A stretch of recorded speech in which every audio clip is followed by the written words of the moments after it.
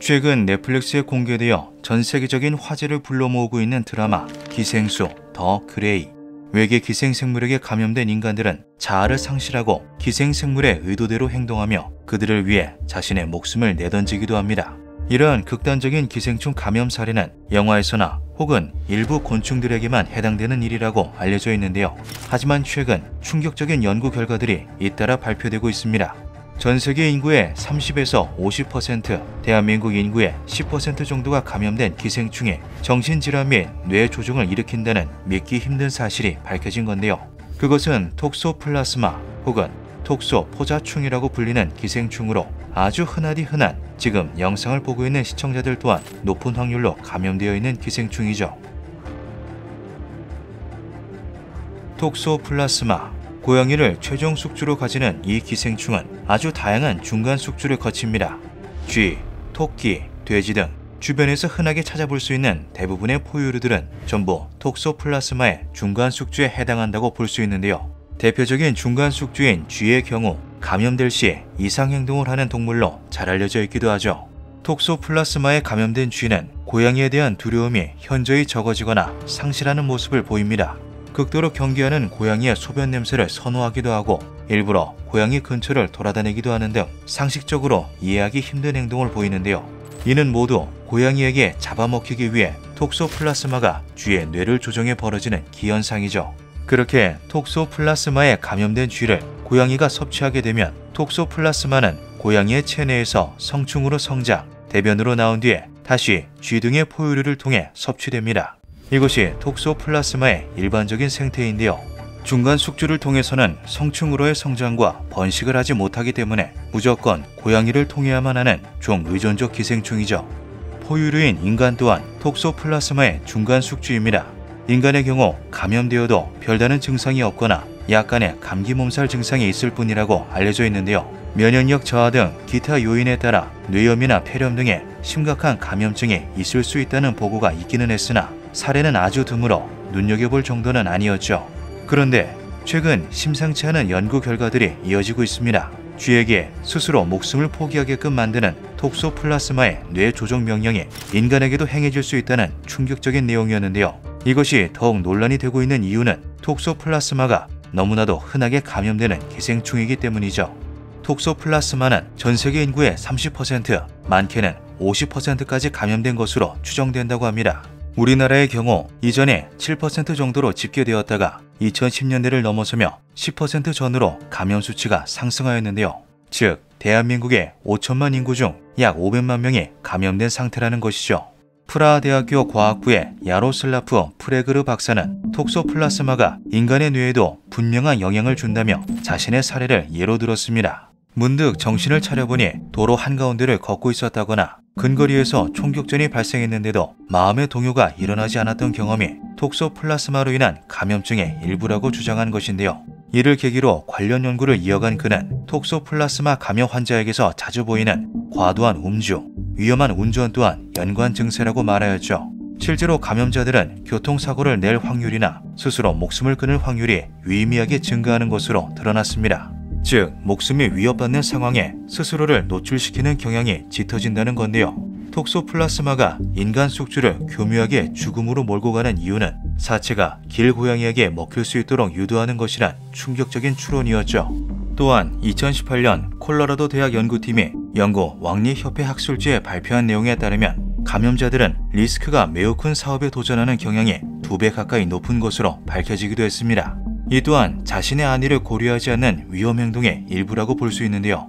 프레그르 박사는 이상 행동을 보이는 사람들이 감염되기 전에는 이와 같은 행동을 전혀 보이지 않았다는 것이 근거라고 덧붙였죠. 일부 학자들은 톡소플라스마의 전 세계적인 대량 감염이 점차 심화되고 있는 개인주의와 높아져가는 자살률에 기여하고 있다고 말하기도 했습니다. 톡소플라스마에 감염된 이들은 그렇지 않은 이들보다 사교적인 활동을 덜하고 이성과의 교제가 적은 것으로 관찰되었는데요. 그렇게 단독 행동을 반복하며 외로움을 느끼게 된 인간 숙주는 애완동물로 고양이를 들일 확률이 커지기 때문이죠. 아직은 더 연구되고 확인되어야 할 부분이 많지만 감염자들 중에는 실제로 이전보다 고양이를 더욱 선호하는 모습, 정확히는 고양이의 냄새를 좋아하는 모습이 관찰되기도 했습니다. 네덜란드의 라드바우드 대학 메디컬 센터에서는 톡소플라스마 감염자의 우울증, 조현병 발병 사례가 정상인보다 2배 이상 높다는 집계를 발표하기도 했습니다. 이 같은 내용은 2019년 세계 3대 학술지인 사이언스지에도 실리며 더욱 논란이 되었는데요. 연구 결과 톡소플라스마가 단독으로 정신질환을 발병시키지는 않지만 체내 유전적 변이와 상호작용하며 질환의 악화를 유발하는 위험 요인이 될 수 있다는 추정 결론이 도출되었죠. 19세기에 활동한 영국의 화가 루이스 웨인, 아기자기하고 풍자적인 고양이 그림으로 일약 스타덤에 올랐던 그는 유명세와는 달리 재정적, 정신적으로 아주 힘든 인생을 보냈습니다. 결국 조현병까지 얻게 된 그는 64세가 되던 해인 1924년 정신병원에 입원하게 되는데요. 이후 루이스의 그림체는 급격하게 달라지기 시작했죠. 평소에 귀여운 고양이가 아닌 기괴한 모습의 고양이들을 그려냈으며 그것은 점차 고양이라는 형체조차 알아볼 수 없을 정도로 소름 끼치게 변해갔습니다.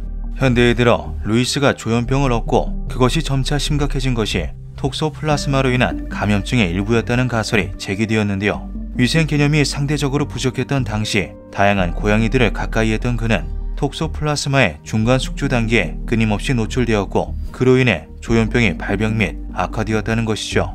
다행인 것은 집에서 기르는 고양이로 인해 톡소플라스마에 감염될 확률은 극히 낮다는 점입니다. 길고양이들 같은 경우 직접적인 감염 매개체가 될 수 있으나 집에서 안전하게 사료를 먹으며 자라는 애완 고양이들은 사실상 감염되었을 확률이 없다고 보아도 무방하다고 하는데요. 외출이 잦거나 생식을 주로 하는 고양이의 경우 주의가 필요하다고 하지만 한번 감염이 된 고양이는 체내에 항체가 생성되기에 재감염되지 않는다고 하죠.